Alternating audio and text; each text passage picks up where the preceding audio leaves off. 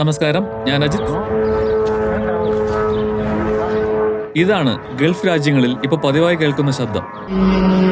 നമ്മുടെ പഴയ T V S മോപ്പഡുകളുടെയോ പഴയകാല ടി വി എസ് സ്കൂട്ടിയുടെയോ ഒക്കെ സൗണ്ട് പോലെ തോന്നിയേക്കാം. നമ്മുടെ ആകാശത്തൂടെയൊക്കെ പറക്കുന്ന പൈലറ്റ് ട്രെയിനിങ്ങിനുള്ള ചെറിയ ട്രെയിനർ എയർക്രാഫ്റ്റിന്റെ സൗണ്ട് പോലെയും തോന്നും. എന്നാൽ ഇതാണ് പുതിയ കാല യുദ്ധത്തിന്റെ ശബ്ദം. ലക്ഷ്യസ്ഥാനത്ത് ഇടിച്ചിറങ്ങി പൊട്ടിത്തെറിക്കുന്ന ഇറാൻ വികസിപ്പിച്ചെടുത്ത ഷാഹിദ് 136 എന്ന ചാവേർ ഡ്രോണുകളുടെ ശബ്ദം. ലോകത്തിലെ ഏറ്റവും വലിയ സൈനിക ശക്തികളെ പോലും ഇന്നത് ഭയപ്പെടുത്തുന്നുണ്ടെങ്കിൽ അതിന് കാരണം ഇതിനെ തടുക്കാൻ കഴിയാത്തതല്ല, ഇത് പഠിപ്പിക്കുന്ന പച്ചയായ സാമ്പത്തിക ശാസ്ത്രം കൊണ്ടാണ്. ഇക്കണോമിക്സ് ഓഫ് വാർ. ഏകദേശം 20 ലക്ഷം രൂപയിൽ താഴെ വില വരുന്ന ഡ്രോണാണ് ഷാഹിദ് 136. നമ്മുടെ സാഹചര്യത്തിൽ ഒരു പ്രീമിയം SUVയുടെ സ്റ്റാർട്ടിംഗ് പ്രൈസ് ആയി. പക്ഷേ മിലിറ്ററി സ്കെയിലിൽ അളക്കുമ്പോൾ അവിടെ ഇതിനൊരു ലോക്കൽ സൈക്കിളിന്റെ വിലയേ ഉള്ളൂ. കാരണം ഈ ഡ്രോണിനെ വെടിവെച്ചിടാൻ അമേരിക്കയോ ഇസ്രായേലോ ഉപയോഗിക്കുന്ന മിസൈലുകൾക്ക് ലക്ഷക്കണക്കിന് ഡോളർ വില വരും. ചുരുങ്ങിയത് ഒന്നിന് ഏകദേശം 40 കോടി രൂപ വരെ. 20 ലക്ഷത്തിന്റെ ഒരു അറ്റാക്ക് ഡ്രോണിനെ തകർക്കാൻ 40 കോടി രൂപയുടെ മിസൈൽ. ശത്രുവിന്റെ കോടിക്കണക്കിന് രൂപയുടെ മിസൈലുകൾ തീർത്ത് അവരെ സാമ്പത്തികമായി പാപ്പരാക്കുന്ന ഒരു സാമ്പത്തിക യുദ്ധം കൂടിയാണ് ഷാഹിദ് 136. യുദ്ധഭൂമിയിലെ ഈ പുതിയ സമവാക്യത്തെക്കുറിച്ച് നമുക്ക് വിശദമായിട്ട് നോക്കാം.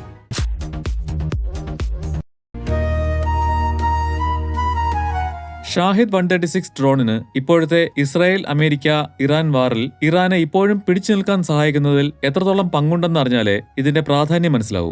2024 ഏപ്രിലിൽ 170 ഷാഹിദ് ഡ്രോണുകളെ ഇറാനിൽ നിന്ന് ഇസ്രായേലിലേക്ക് അയച്ചതാണ് നമ്മളൊക്കെ ശ്രദ്ധിച്ച ഇറാന്റെ ആദ്യത്തെ അറ്റാക്ക്. ഇറാനിൽ നിന്ന് 1000-ലധികം കിലോമീറ്ററുകൾ ദൂരം മണിക്കൂറുകളെടുത്താണ് ഈ ഡ്രോണുകൾ ഇസ്രായേലിലേക്ക് പറന്നെത്തിയത്. അതുകൊണ്ട് അവർക്കത് വളരെ നേരത്തെ അറിയാമായിരുന്നു. അതെല്ലാം കൃത്യമായിട്ട് തന്നെ ഇന്റർസെപ്റ്റ് ചെയ്യുകയും ചെയ്തു. പക്ഷെ പിന്നാലെ വരുന്ന മിനിറ്റുകൾ കൊണ്ടെത്തുന്ന ബാലിസ്റ്റിക് മിസൈലുകൾക്ക് വഴിയൊരുക്കാൻ വേണ്ടിയായിരുന്നു ഈ ഷാഹിദുകളെ ഇറാൻ ആദ്യം അയച്ചത്. അതിനെ തടുക്കുന്നതിലൂടെ ഇസ്രായേലിന്റെ കയ്യിലുള്ള കുറെ വിലയേറിയ ഇന്റർസെപ്റ്റർ മിസൈലുകളുടെ സ്റ്റോക്ക് വേസ്റ്റാക്കി കളയാൻ വേണ്ടി.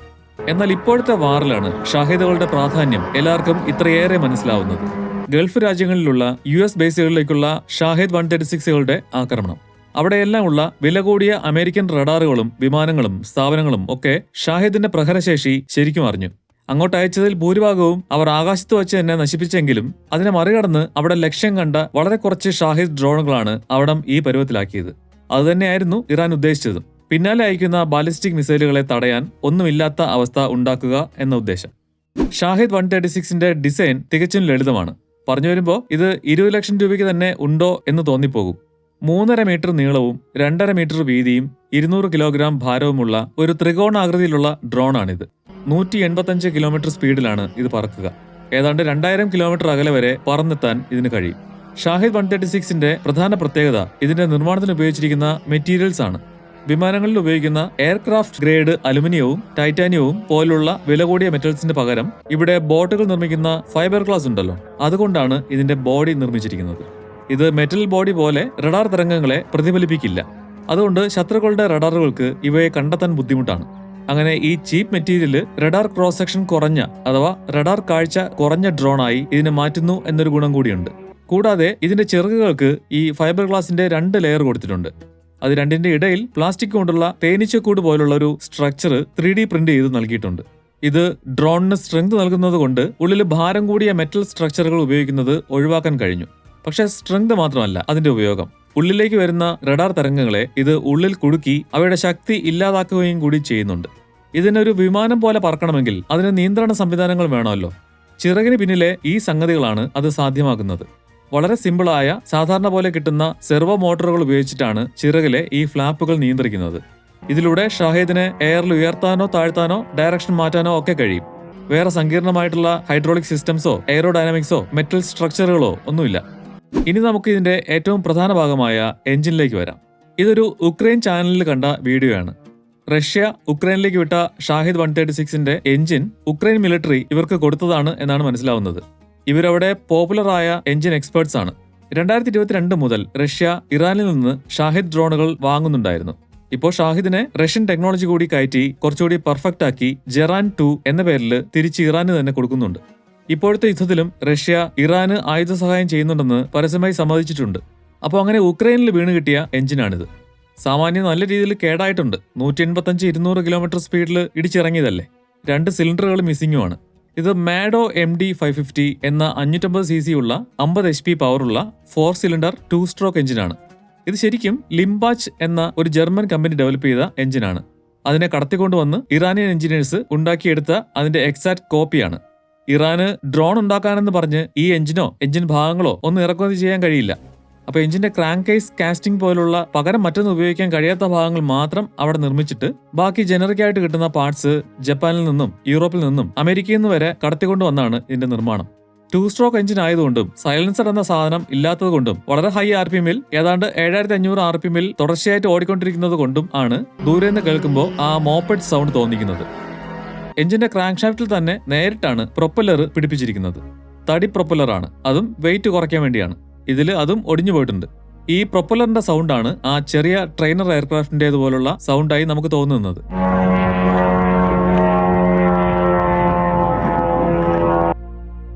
ഈ BMW ബോക്സർ എഞ്ചിൻ പോലെ ഒരു ബോക്സർ എഞ്ചിനാണ് ഇതും.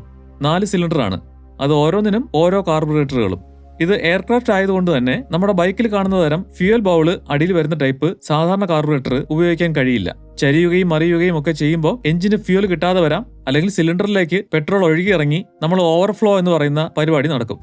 ഈ കാർബറേറ്റർ വീഡിയോ കണ്ടവർക്ക് ഈ പറഞ്ഞ ഫ്യൂൽ ബൗളിന്റെ കാര്യം മനസ്സിലാവും. അപ്പോൾ ഇതില് ഫ്യൂൽ ടാങ്കിൽ നിന്ന് ഫ്യൂൽ സ്വയം പമ്പ് ചെയ്തെടുക്കുന്ന ഡയഫ്രം കാർബറേറ്ററുകളാണ് ഉപയോഗിക്കുന്നത്.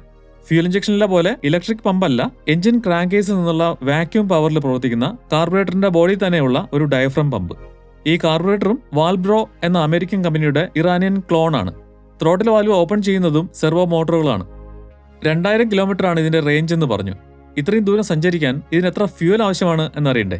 അത് മുഴുവനും കൊണ്ടുപോകണ്ടേ? ഇടയ്ക്ക് വെച്ച് പെട്രോൾ അടിക്കാൻ താഴെ ഇറങ്ങാൻ പറ്റില്ലല്ലോ. ഷാഹിദ് 136ന്റെ പരമാവധി ടേക്ക് ഓഫ് ഭാരം 200 കിലോഗ്രാം ആണ്. സ്പീഡ് 185 km/h ആയതുകൊണ്ട് ഏകദേശം 11 മണിക്കൂർ തുടർച്ചയായിട്ട് പറക്കേണ്ടി വരും ഈ 2000 കിലോമീറ്റർ കവർ ചെയ്യാൻ. ഈ 11 മണിക്കൂർ പറക്കാൻ ഇതിന് ഏകദേശം 150 ലിറ്റർ പെട്രോളും 3 ലിറ്റർ 2 സ്ട്രോക്ക് ഓയിലും ആവശ്യമാണ്. ഈ ഓയില് പെട്രോൾ മിക്സ് ചെയ്താണ് ടാങ്കിൽ നിറച്ചിരിക്കുന്നത്. സിലിണ്ടറും സിലിണ്ടർ ഹെഡും കൂടി ഒറ്റ പീസാണ്. ക്രാങ്ക് ഷാഫ്റ്റിനും കണക്ടിംഗ് റോഡുകൾക്കും വീഴ്ചയിൽ നിന്നും ഒറ്റയടിക്ക് എഞ്ചിൻ നിന്നുപോയത് കൊണ്ടും ഉണ്ടായ ഡാമേജ് വലുതാണ്. രണ്ടും ബെൻഡ് ആയിട്ടുണ്ട്. ക്വാളിറ്റിയും അത്രയും ഉണ്ടാവും, കാരണം വെറും 12 മണിക്കൂർ മാത്രം വർക്ക് ചെയ്യാൻ വേണ്ടി നിർമ്മിക്കുന്ന എഞ്ചിനാണല്ലോ. ഇതിനെ പിന്നീട് ഇവര് റിപ്പയർ ചെയ്ത് റൺ ചെയ്യുന്ന വീഡിയോയും ഉണ്ട്. ഇതൊക്കെ താല്പര്യമുള്ളവർക്ക് വേണ്ടി ഈ വീഡിയോകളുടെ ലിങ്ക് ഡിസ്ക്രിപ്ഷനിൽ കൊടുത്തേക്കാം. ഇനി നമുക്കിതിന്റെ ബ്രെയിൻ നോക്കാം.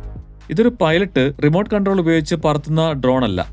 ഫയർ ആൻഡ് ഫോർഗെറ്റ് എന്ന് കേട്ടിട്ടുണ്ടാവും. അതായത് തൊടുത്തു വിട്ടാൽ പിന്നെ ഇതിനെപ്പറ്റി മറന്നേക്കാം.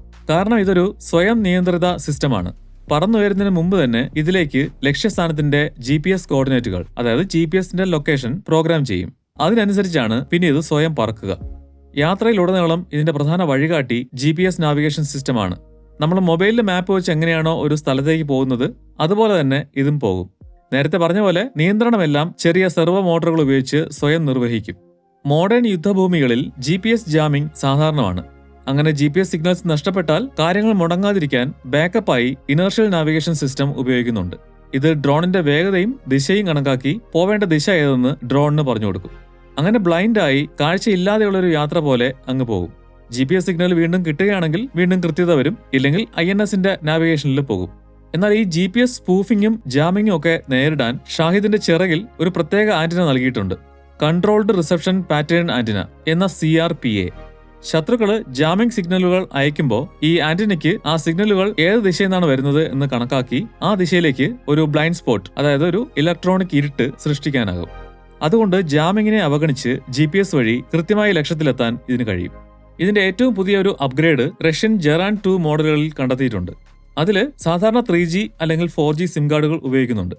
ഡ്രോൺ പറക്കുന്നത് ഏത് രാജ്യത്തു കൂടിയാണോ അവിടുത്തെ സാധാരണ മൊബൈൽ ടവറുകളുമായി ബന്ധപ്പെട്ട് ഒരു മൊബൈൽ ഫോൺ പോലെ ആ നെറ്റ്വർക്ക് ഉപയോഗിച്ച് ആ ഡ്രോണിന്റെ വഴികൾ കൃത്യമാക്കും. ഒരു രാജ്യത്തിന്റെ സ്വന്തം ടെലികോം ശൃംഖലയെ തന്നെ ആ രാജ്യത്തിനെതിരെ ഉപയോഗിക്കുന്ന പരിപാടി. ഇതിനെല്ലാം പുറമെ പുതിയ ഷാഹിദുകളിൽ റേഡിയേഷൻ സീക്കർ എന്ന റഡാർ സിഗ്നൽ വരുന്ന ഡയറക്ഷൻ കണ്ടെത്തി അതിനെ ലക്ഷ്യമാക്കി പറക്കാനുള്ള സിസ്റ്റം ഫിറ്റ് ചെയ്തിട്ടുണ്ട് എന്ന വാർത്ത വരുന്നുണ്ട്. അങ്ങനെയാവണം ഗൾഫ് മേഖലയിലെ അമേരിക്കൻ റഡാറുകൾ മിക്കതും ഇറാൻ തകർത്തത്. ഷാഹിദ് 136 വിമാനം പോലെ പറക്കുന്ന ഒന്നാണെങ്കിലും ഇതിന് പറന്നുയരാൻ റൺവേ ഒന്നും ആവശ്യമില്ല. ഇതുപോലെ സാധാരണ കണ്ടെയ്നർ അല്ലെങ്കിൽ കാർഗോ ട്രക്കുകളിൽ ഒളിപ്പിച്ച് അതിലെ റാക്കുകളിൽ നിന്ന് തന്നെ വിക്ഷേപിക്കാം. അതിനൊരു disposable rocket assisted take off booster റാറ്റോ booster ഉപയോഗിക്കുന്നുണ്ട്. പറന്നുയർന്ന ശേഷം ഈ ബൂസ്റ്റർ വേർപെട്ടു പോകും. ആ സമയത്തിനുള്ളിൽ ഷാഹിദിന്റെ 2 സ്ട്രോക്ക് എഞ്ചിൻ സ്റ്റാർട്ടായി പണി തുടങ്ങുകയും ചെയ്യും. ഇനി ഇത് എന്തിനാണ് വിടുന്നത്? ചെന്നിറങ്ങുന്നിടം നശിപ്പിക്കാനല്ലേ?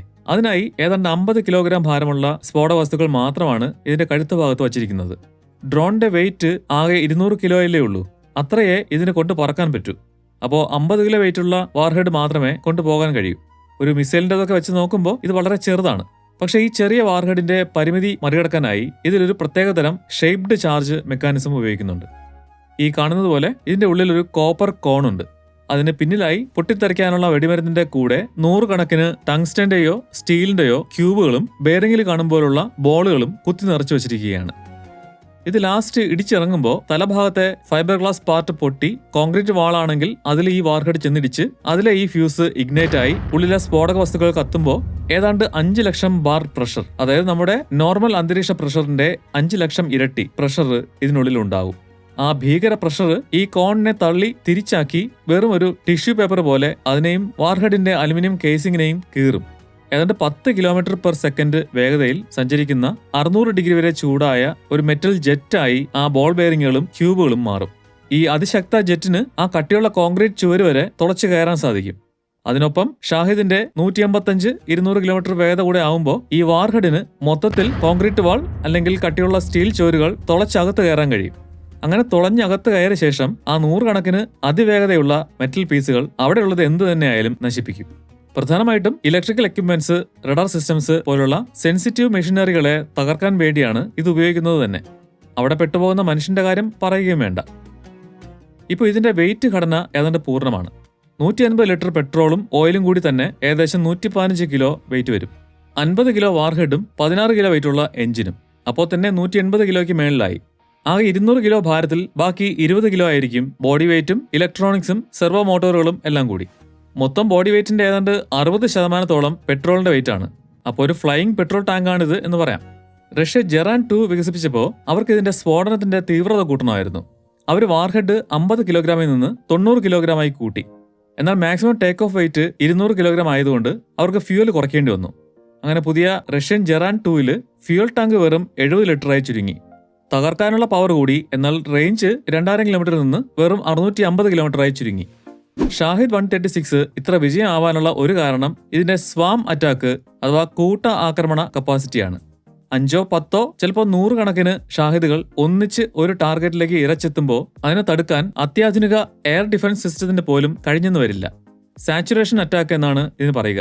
കമാൻഡർമാർ 100 കണക്കിന് ഡ്രോണുകൾക്ക് ഒരേ സമയം പല ദിശകളിൽ നിന്നും ഒരേ ലക്ഷ്യസ്ഥാനത്ത് എത്താനുള്ള വഴികൾ, ഫ്ലൈറ്റ് പാത്തുകൾ പ്രോഗ്രാം ചെയ്തു വിടും.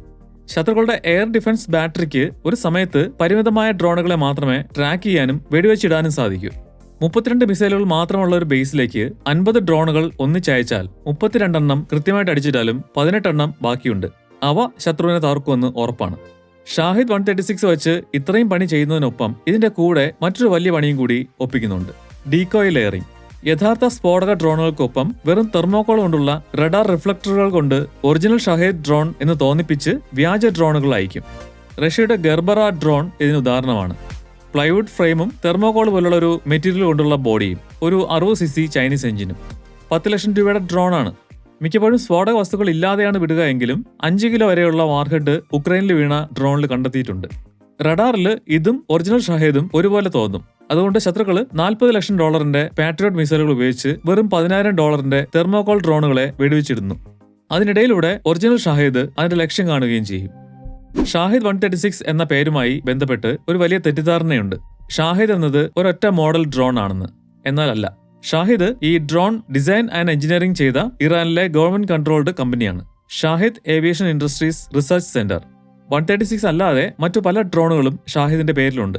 ഷാഹിദ് 136ന്റെ അതേ ഡെൽറ്റ വിംഗ് ഷേപ്പിലുള്ള മുൻഗാമി ഷാഹിദ് 131. 2023 പുറത്തിറക്കിയ 136ന്റെ പിൻഗാമി ഷാഹിദ് 238.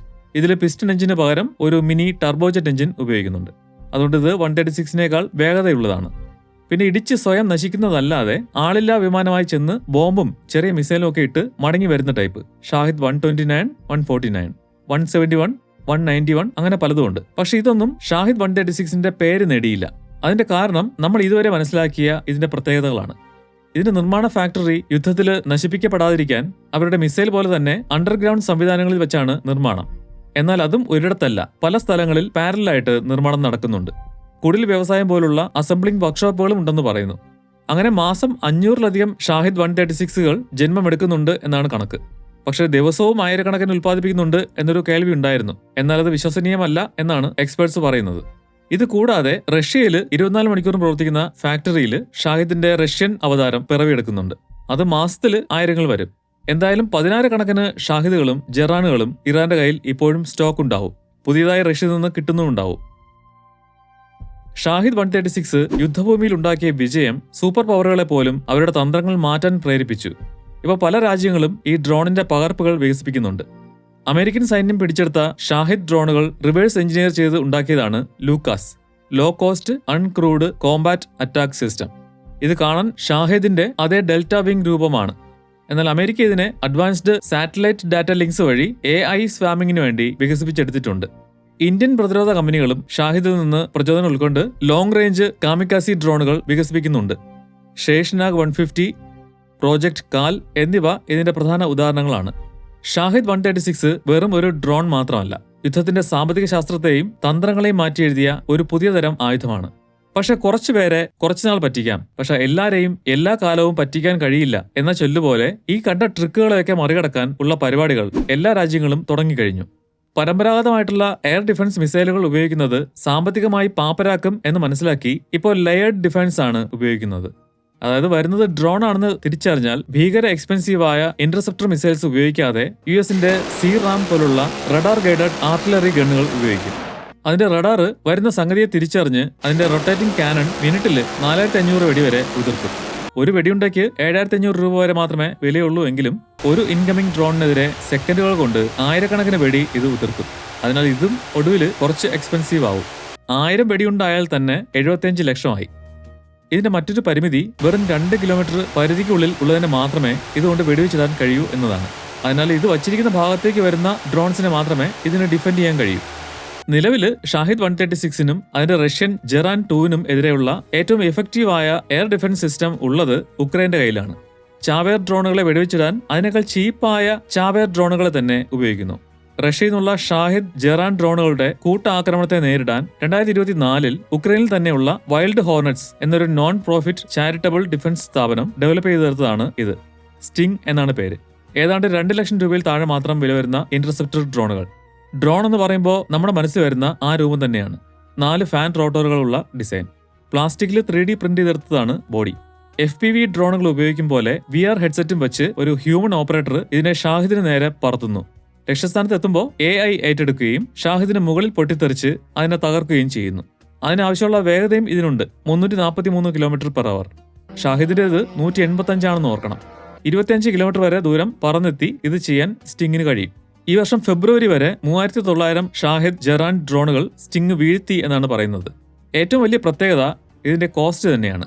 2 ലക്ഷം രൂപ എന്നത് ഷാഹിദിന്റെ 10 മാത്രമേ ആയിട്ടുള്ളൂ. 2 ലക്ഷം വെച്ച് 20 ലക്ഷത്തിന്റെ ഷാഹിദ് 136നെ തകർക്കുന്നത് ഇക്കണോമിക്സ് ഓഫ് വാർ വീണ്ടും തിരിക്കുന്നു. ഷാഹിദിന്റെ സാമ്പത്തിക നേട്ടത്തെ പൂർണ്ണമായിട്ടും സ്റ്റിങ് ഇല്ലാതാക്കുന്നുണ്ട്. പക്ഷെ സ്റ്റിങ്ങിനും ഒത്തിരി പരിമിതികളുണ്ട്. അതുകൊണ്ടാണ് ഗൾഫ് യുദ്ധത്തിൽ ഇതുവരെയും നമ്മൾ അതിന്റെ ശക്തമായ സാന്നിധ്യം കാണാത്തത്. പ്രധാനമായിട്ടും ഒരു മനുഷ്യ ഓപ്പറേറ്റർ ഈ ഷാഹിദ് വരുന്നതും അതിന്റെ ലൊക്കേഷനും റൂട്ടും റഡാർ സിസ്റ്റം വഴി അറിഞ്ഞ് ഈ സ്റ്റിങ്ങിനെ പറത്തി അയാളുടെ കഴിവുകൊണ്ട് സ്റ്റിങ്ങിലെ ക്യാമറയിലൂടെ ഷാഹിദിനെ കണ്ടെത്തി അതിനടുത്തെത്തിയാൽ മാത്രമേ ബാക്കി പ്രവർത്തനങ്ങൾ സ്റ്റിങ്ങിലെ AI സിസ്റ്റം ഏറ്റെടുക്കുകയുള്ളൂ. ഇത് ഷാഹിദ് 136 പോലുള്ള ഡ്രോണിനെ ലൊക്കേറ്റ് ചെയ്ത് അതിനടുത്ത് ഈ സ്റ്റിംഗ് ഡ്രോണിനെ എത്തിക്കുക എന്നത് ആ ഹ്യൂമൻ കൺട്രോളറുടെ സ്കില്ലിനെ മാത്രം ആശ്രയിച്ചിരിക്കുന്നത് കൊണ്ട് പരാജയ സാധ്യത വളരെയേറെയുണ്ട്. പിന്നെ കൺട്രോളറുടെ അടുത്ത് നിന്ന് 25 കിലോമീറ്റർ മാത്രമേ അതിനെ എത്താനും കഴിയൂ. അതിനുള്ളിൽ നശിപ്പിക്കാനുള്ള ഡ്രോണിനെ കണ്ടെത്തിയിരിക്കണം, ഇല്ലെങ്കിൽ മിഷൻ ഫെയിൽ ആകും. അങ്ങനെ റിസ്ക് എടുക്കാൻ കഴിയുന്ന സ്ഥലങ്ങളിലേക്കല്ല ഷാഹിദുകൾ വരുന്നത് എന്നതുകൊണ്ട് ഇപ്പോഴും കോടികൾ വിലയുള്ള ഇന്റർസെപ്റ്റർ മിസൈലുകൾ തന്നെയാണ് പലപ്പോഴും അതിനെ അപേക്ഷിച്ച് വളരെ ചീപ്പായ ഈ ഡ്രോണുകൾക്ക് നേരെ അയക്കുന്നത്.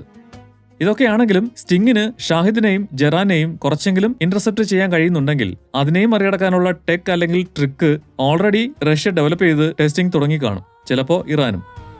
ഷാഹിദ് 136 യുദ്ധത്തിന്റെ ഏറ്റവും പുതിയ മുഖമാണ്.